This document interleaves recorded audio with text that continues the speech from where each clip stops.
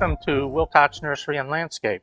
I'm Bruce Turley, I'm the owner, and thank you for tuning into this. I'm always happy to get to talk about native plants, why they're so important, for everything that we need to sustain in our environment, from our pollinators all the way up the chain of life.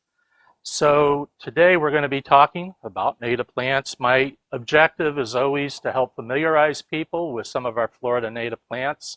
We're going to talk about some of the different categories.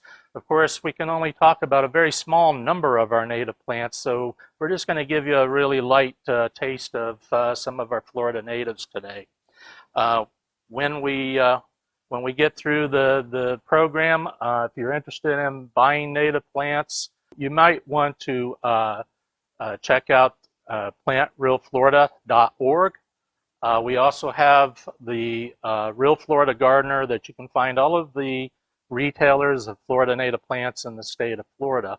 We are, as Wilcox Nursery and Landscape, proud members of the Florida Association of Native Nurseries.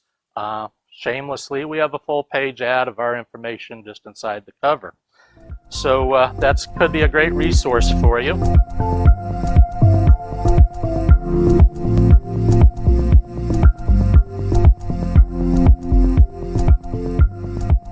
So this segment is about small Florida native trees. All too often, I think people only think of trees in the large species, and a lot of lost opportunities occur because we have all these small trees that people could opt for. Trees, as well as all the other plants that we've talked about, should all be incorporated throughout one's landscape for attracting butterflies and pollinators and birds. It shouldn't just be butterfly gardens and little bird gardens. It should be the whole landscape. So the small trees can be certainly a major part of your wildlife attraction. In the last segment, we were talking about some of our diversity in our native plants, including the shrubs that we were talking about. So one of the first ones that we had talked about as a shrub in the last segment was Walter's viburnum. This is Walter's viburnum that has been topiaried. It's been trained as a single trunk. They can be multiple trunks or have low branching where they break into multiple leaders. Typically, the tree form of this plant can get up to around the 20-foot range in a full mature plant. Oftentimes, again, people might keep them shorter, or they might even be forms that will grow shorter. Again, in the last segment, we talked about the dwarf forms, which we see again here, and you see that compared to the tree form. They're very different looking in the way they grow in their habit. Again, what you saw in the dwarf was the very showy white flowering habit that Walter's viburnum has. It blooms typically in the late winter into early spring and just puts on a dramatic show with its white bloom, very showy. In this larger form, again, it has a branching structure that is just superb to encouraging songbirds to nest in it. And again, I always say that in these larger forms, if you have that in your landscape, you're virtually guaranteed a bird's nest every year. So it's really an excellent plant for the flowering, its ornamental qualities, its hardiness, and for the nesting opportunity. It does produce a little hard blackberry as well that's kind of sparingly used, but is used by the birds as a food source as well. Kind of jumping to the other side, just to kind of carry that same theme across. In the last segment, when we were talking about shrubs and the diversity of our wild plants, we talked about Simpson stopper, and I was talking about this dwarf form that you can use as a shrub in your landscape. But people are very used to the larger form of it as being far more common. It's not uncommon to see this larger form even as a boxwood style hedge around a lot of our commercial properties as parking lot hedges. In the landscape, we hopefully are going to let it grow to a little bigger plant and be more natural in its form.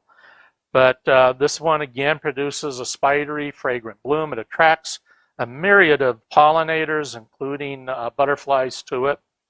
It produces a really attractive orange-red fruit that is very attractive to songbirds. It's even edible, but is particularly attractive to the songbirds and very ornamental. And again, it just has a really wonderful aroma and aromatic quality about both the foliage and the bloom. In its full form, this can make a small tree up to the 18 to 20 foot range. Being in the myrtle family, as it ages, the trunks have an exfoliating bark, a peeling bark, and it's a nice brownish red that is very attractive. Some of you might be able to relate that to its cousin, the Chinese crepe myrtle, and how popular the red peeling bark is on those trees. This one is such a superior tree. It's unlike the Chinese trees, it's an evergreen tree, so it's green year-round, and it provides all the ecological benefits that the fruit provides, and the flower for the pollinators, and just a really pretty small tree. Again, I probably would get myself in trouble for saying this, but it definitely is one of my favorites. People always say, I want to know more about that favorite plant of yours, which is always a slippery slope. Another one that is a great small tree that grows throughout central coastal areas of Central Florida anyway, and into South Florida, is Marlberry. This plant, again, is a really nice rich foliage. It has fragrant clusters of white flowers that can be really quite ornamental and attractive and perfume the yard. Attracts pollinators to it, and then after the bloom, it will produce these really quite attractive fruit on it that makes a nice ornamental display as well. That fruit is attractive to songbirds, and so you just get this wonderful combination of this beautiful rich foliage, fragrant white flowers that make a great display, and the fruit that's very attractive and attracts birds as well. This plant we usually associate with being in understory and shady areas. It can take some pretty good sun as long as it's in a moist enough environment. It is a very upright shaped plant, and again can mature somewhere around probably the 16 to 18 foot height. Typically where you're canopying it out as a tree form, it's probably going to be shorter if you're doing a little pruning to shape it. In the wild, when it reaches that full potential height, it's usually a pretty columnar plant. So, as a tree form, you're probably going to shorten it a little bit and let it fill out some.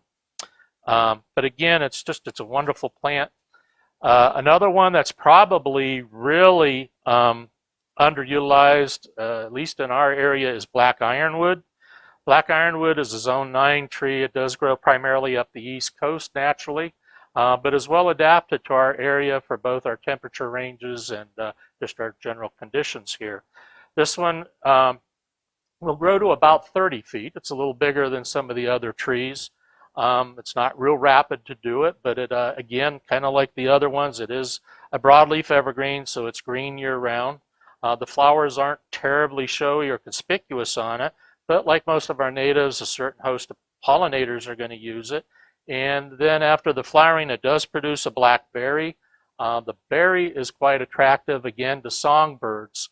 And again, is a great plant for attracting birds to the garden, and just a really pretty kind of round-headed small tree.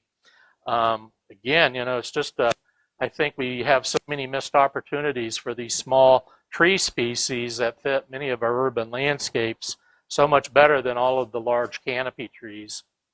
One other tree that I brought to talk about today, and there certainly are far more selections than what we have to talk about in this program, but this is Yaupon holly. Yaupon holly, again, is a fairly common native holly. It's got a smaller gray-green leaf than a lot of the other holly species that you might be familiar with. And like the other hollies, they're male and females plants. The females produce a copious amount of red berries that are very attractive on the tree, but also a great attractor for songbirds. The flowering is in the spring. It has a small white flower or cream-colored flower. Again, it's a great pollinator plant. You just get myriads of pollinators that come to this plant, and it certainly is one, when somebody's wanting to do a pollinator garden, it's certainly right up there on the list of great pollinator trees. This one, again, is probably a little bit more like the black ironwood. That Yaupon holly could probably reach up into the 30-foot range. and a really nice canopy on it. A beautiful tree, beautiful structure in a mature tree form. A lot of times they are used as large shrubs for screening or just simply kept as a buffer plant. So again, very hardy, very easy to grow, and again, a great choice for just about anywhere in the state.